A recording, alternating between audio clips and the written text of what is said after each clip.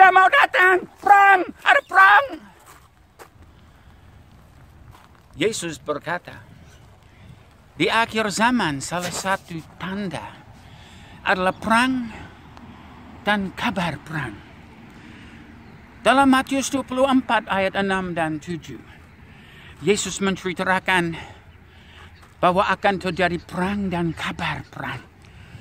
Ini adalah satu tanda kedatangan kembali Tuhan Yesus. Dan memang kalau kita melihat di dalam abad ke-20, jumlah perang luar biasa. Perang-perang internasional yang sangat luas.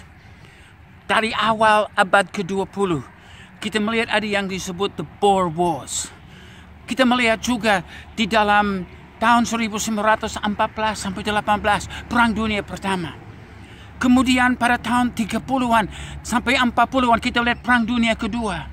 Baru ada Perang Korea, Perang Vietnam, Perang Timur Tengah, perang di mana-mana terjadi di dalam dunia.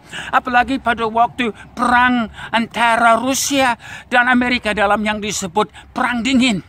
Bahkan sampai krisis Kuba, di mana diancam terjadi perang nuklir yang akan memusnahkan dunia.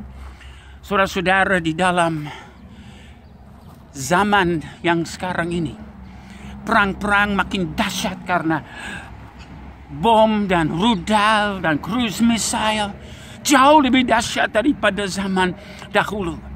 Kalau pada waktu abad ke-19 hanya 1 juta orang yang mati di dalam perang.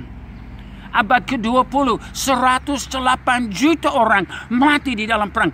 Abad ke-21 ini mereka masih hitung. Bahkan di dalam Wikipedia dilaporkan tentang perang-perang dan kematian di dalam abad ke-21. Laporan mereka 42 halaman panjangnya. Wah, itu luar biasa saudara-saudara. Wah, kita melihat juga di dalam nubuatan-nubuatan perang yang akan datang. Seperti di dalam kitab Wahyu. Dalam kitab Wahyu kita melihat akan terjadi suatu perang yang besar. Karena kuda merah akan dilepaskan dan kuda-kuda yang lain. Bahkan dikatakan sampai 1/4 manusia di atas muka bumi akan tewas. Sungguh perang itu menakutkan. Tapi kalau kita melihat sampai ke dalam Wahyu 17, dinubuatkan di dalam zaman antikristus. Dia akan mulai bergerak dan membuat tentaranya untuk membuat perang lawan anak domba Allah. Tapi anak domba akan menang. Kita akan melihat bagaimana kuasa Allah akan bekerja. Bahkan sampai Wahyu 19 yang menceritakan tentang perang Harmagedon. Tuhan Yesus akan datang kembali di dalam kemuliaannya. Dan kita melihat dia akan menangkap antikristus. Dia akan menangkap nabi palsu. Dia akan menangkap setan.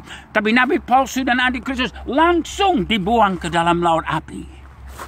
Antikristus, tapi setan, dia akan masuk ke dalam penjara selama 1000 tahun. Baru dia juga akan dibuang. Jadi di dalam peperangan memang ada bahaya, memang banyak korban. Tetapi kita melihat ini sebenarnya adalah perang antara Allah dan setan. Dan kita ini ada di tengah-tengahnya. Tapi Allah memanggil kita menjadi cahaya terang. Untuk percaya rahmat-Nya. Untuk melihat kuasanya. Ya, ini adalah tanda kedatangan kembali Tuhan Yesus. Tapi siap, jangan takut. Tapi laksanakan kehendak Allah. Jadi saksi Kristus. Karena banyak orang lain takut. Mereka perlu jawaban. Dan jawaban ada pada kita. Saksikan kasih Tuhan Yesus Kristus. Amin.